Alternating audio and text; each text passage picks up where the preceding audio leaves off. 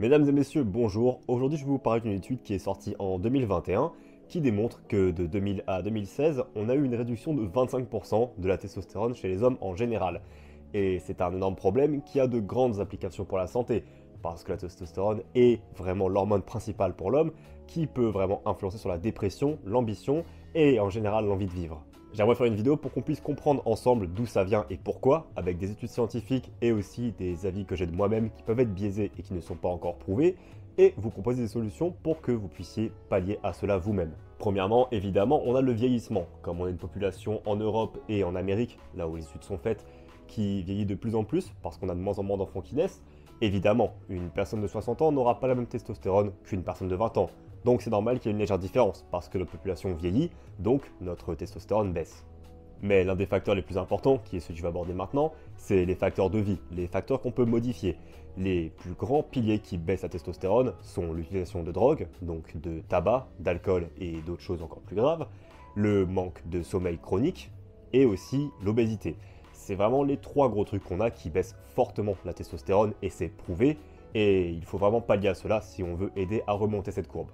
La prochaine cause qui est purement biaisée et qui est vraiment mon avis personnel, c'est pour moi la technologie et le confort. On ne pousse plus les gens à bouger et à accomplir des choses. C'est-à-dire que même si tu vas aller au restaurant maintenant, tu peux te le faire livrer à la maison par Uber Eats. Tu ne vas même pas le prendre là-bas et le ramener chez toi. Tu le prends carrément et tu le commandes chez toi. Cela pousse la société dans une zone de confort gigantesque et forcément l'ambition baisse. Donc par extension, la testostérone peut aussi baisser. Mais c'est purement mon avis, mais je pense qu'il est plutôt sensé. Parce que le mode de vie sédentaire est lié à l'obésité et l'obésité est liée à la testostérone, donc pour moi ça a un très grand impact. Ensuite on a la surstimulation et le manque d'ambition induit par les réseaux sociaux. On est dans une société constante de surcomparaison où on a des photos, des vidéos et des choses partout de gens qui peuvent être meilleurs que nous.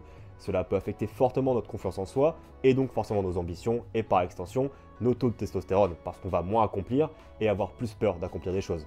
Il y a un dernier truc qui n'est pas encore prouvé, mais qu'on voit de plus en plus, c'est la possibilité des perturbateurs endocriniens dans notre nourriture et dans ce qu'on boit. Et bien que ce soit un sujet très controversé dans lequel on n'a pas beaucoup de preuves, il est en effet possible que certaines des nourritures qu'on mange possèdent des propriétés qui peuvent baisser nos hormones. Bien qu'il ne faut pas trop non plus rentrer dans une théorie du complot, il est vrai qu'il faut faire un minimum attention à ce qu'on mange, et que oui, manger plusieurs fois fast-food par semaine ne va pas aider à augmenter ta testostérone. Maintenant qu'on a parlé des facteurs qui influencent la testostérone, je vais essayer de vous montrer comment vous pouvez remonter votre testostérone. Et je ne vais pas aborder des sujets comme par exemple manger du foie de bœuf pour les minéraux, ou prendre un tel complément, ou faire tel truc. Ça va être des choses prouvées par la science, qui fonctionnent réellement, et sans bullshit. Vous doutez bien que le plus important dans tout cela, ça va être d'augmenter l'activité physique, et aussi éviter au plus possible un mode de vie sédentaire.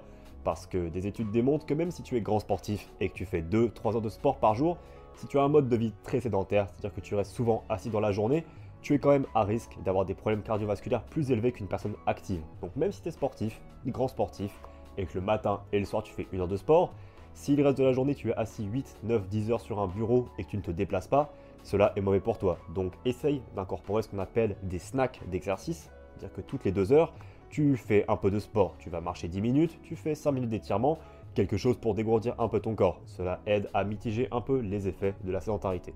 Cela s'enchaîne sur le numéro 2 qui est faire attention à son alimentation. Et bon, comme j'ai dit, ce n'est pas une question de complément, ce n'est pas une question de manger du foie et des choses comme ça.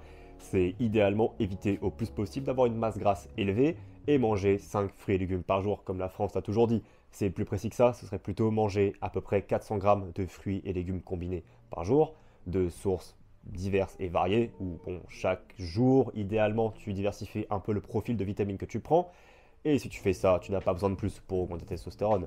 Numéro 3, un des grands facteurs qui perturbe la testostérone, comme j'ai dit, c'est le stress.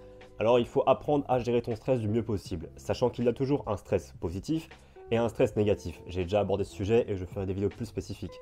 Mais prendre des mesures comme la méditation, la pleine conscience et la réduction du stress en général est très important pour augmenter la testostérone. Il faut juste adopter des stratégies. Peu importe laquelle tu utilises, on a chacun notre truc qui nous déstresse. Mais l'implémenter et savoir quand l'implémenter est crucial si tu veux réduire ton stress.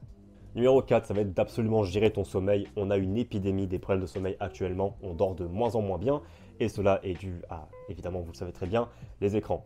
Réduire le temps d'écran qu'on a dans la journée, réduire le temps d'écran avant d'aller dormir, privilégier un sommeil de qualité avec au plus possible une pièce assombrie avec le moins de bruit possible, au maximum que vous le pouvez. Je vis dans une grande rue, donc forcément j'ai un peu de bruit, mais ce n'est pas grave, je fais au maximum pour gérer ça. Parce que le sommeil est l'un des plus grands facteurs pour augmenter la testostérone. On voit une différence énorme entre une personne qui dort 6 heures et une personne qui dort 8 heures, donc faites vraiment attention à votre sommeil et il faut que ces 8 heures soient de bonne qualité. Parce que si sur ces 8 heures de sommeil tu es complètement bourré et que tu as regardé des écrans et que tu as bu de la caféine, ouais évidemment, ça va pas être les 8 heures les plus rafraîchissantes de ta vie. Et enfin, un des derniers facteurs qui pour moi est très biaisé, mais c'est la musculation. Faire de la musculation aide à augmenter la testostérone d'une certaine manière, que ce soit directement ou indirectement, et si vous voulez prendre des mesures concrètes, ça va être le plus important. Réduire le stress, améliorer votre alimentation, dormir un peu mieux, faire plus de sport et bouger plus, et se muscler un petit peu. C'est pour moi les 5 piliers que tu peux avoir pour augmenter la testostérone. Tout ce qui est complément alimentaire pour la testostérone ne va pas t'aider. Il n'y a aucune étude qui démontre que ça marche. À la limite, peut-être la vitamine D. Et encore, l'assimilation est pas ouf, le prix est énorme et il est compliqué d'avoir une bonne vitamine D. Mais au moins avec ça, c'est largement assez pour pallier à ce problème et vous vous rendrez compte que très peu de personnes font ça réellement. Et de moins en moins. On est de plus en plus en surpoids, on dort de moins en moins bien, on est de plus en plus dans notre confort, on est de moins en moins ambitieux, bref. Ce déclin de testostérone est normal et même s'il est inquiétant, on peut y pallier et on peut régler ça. Et je pense que toi aussi, tu peux. Merci de m'avoir suivi, j'espère que le sujet était intéressant pour vous. Et n'oubliez pas de prendre soin de vous.